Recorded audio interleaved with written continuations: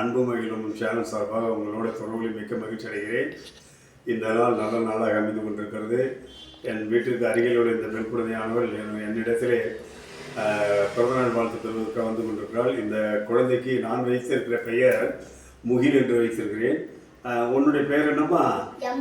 யமுனா என்று பெயர் வச்சுருக்காங்க அவங்க அப்பா அம்மா. யமுனா தான் உங்களுக்கு தெரியும், நம்ம பாரத நாட்டில் எண்ணற்ற நதிகள் ஓடுது. அதில் வந்து யமுனை நதிகிற ஒரு நதி இருக்குது. அந்த நதி ஞாபகார்த்தமாக வச்சுருக்காங்க.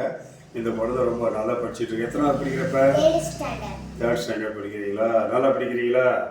சரி, இந்த குழந்தைங்க நம்ம அன்பு இளம் சேனல் சார்பாக இந்த குழந்தைகளுக்கு இந்த குழந்தைக்கு இந்த கேக்கை ஊட்டி மகிழ்விக்கிறேன்.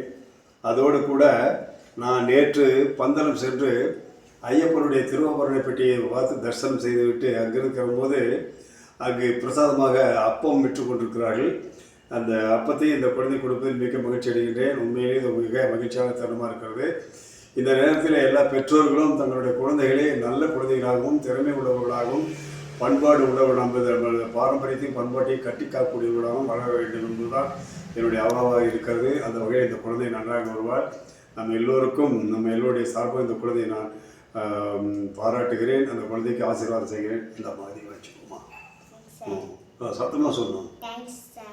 தேங்க்யூ சொல்லிட்டியாம்மா, ரொம்ப மகிழ்ச்சிமா. எல்லோருக்கும் என்னுடைய வாழ்த்துக்கள்.